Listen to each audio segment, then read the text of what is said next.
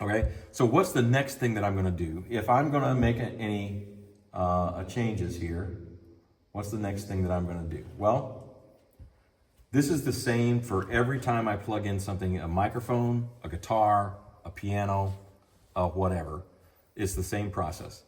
The next thing that I'm gonna do is I'm gonna decide, does this signal need a high pass filter? Okay, what's a high pass filter? Well, here on my processing screen, you can see up here we have the preamp section. We already dealt with that, all right? Down here, I've got this little straight line here. That's the equalization or the EQ or the tone adjustment of the channel, right? And you can see this little slice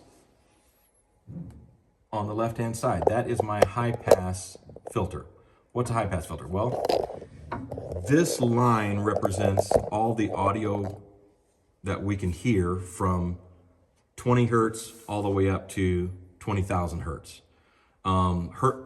Hertz is just a technical term for vibrations per second. This is low sounds, this is high sounds. This is kick drum and bass guitar, this is drum cymbals, right? And everything in between, all right? This is just a graphical representation of that. You can see right now, because that's a straight line, what that means is I'm not doing anything to this signal. It's just whatever's coming in is what's going out, no changes. All right. The number one thing that we always have a problem with when we have lots of sources and we're trying to mix something is there's always low mud that builds up in our mixes. It's really hard to have a clean sounding mix that doesn't get muddy and boomy, right? And here's one of the reasons for that. If I've got 9 frontline singers, they're all holding a microphone.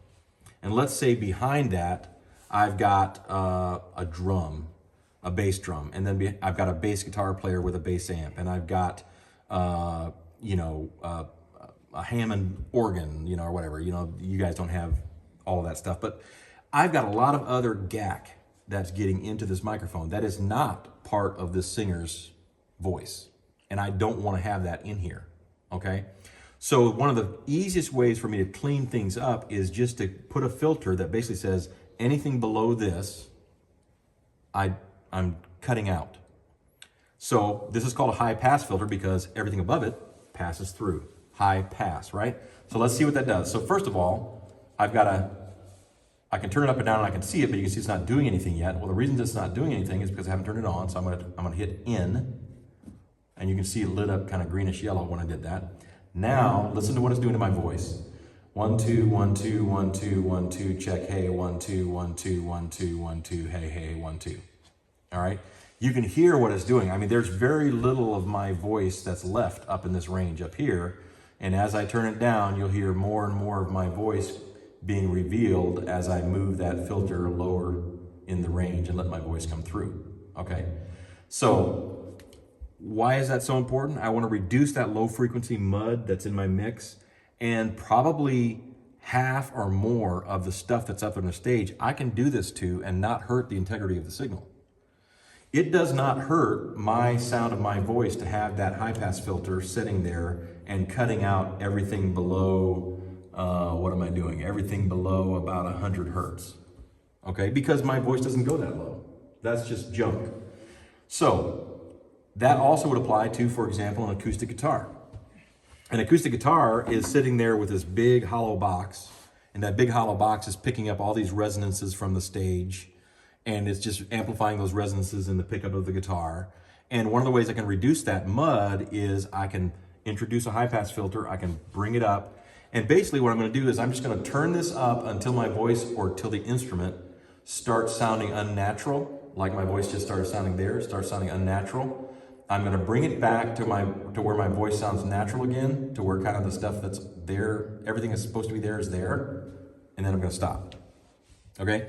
And I'm gonna make that adjustment for for sure every vocal mic, for sure every horn mic.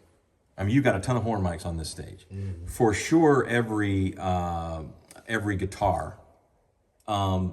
If I had an acoustically mic'd piano, for sure on the acoustic mics on the piano. I mean, there's just so many places that is workable. And all this does, I haven't changed the tonality of my signal. All I've done is just clean up stuff that shouldn't be there, right? So now, if I did my gain adjustment, I did my PAFL, and I set it to be 1/2 to 2/3, and it's nice and clean. It's good signal to noise ratio. That's great. Then I come here and I do my high pass filter if it needs it. Some stuff it may not need it. If it was a bass guitar, I may not want to use that on a bass guitar because the bass guitar actually has stuff down there, right? It has notes down there that I don't want to cut out, right? So you can do you can flip it. You could flip it on or off, or I could just make it much lower. Do whatever. Can you feather the high? You can. The way they do it on this console is they actually use one of your EQ filters to do that. I'll show you in a second.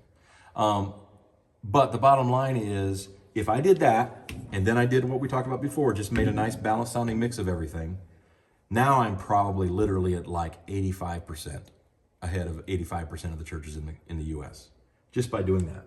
Because now I have a clean, non-distorted mix that also is not muddy.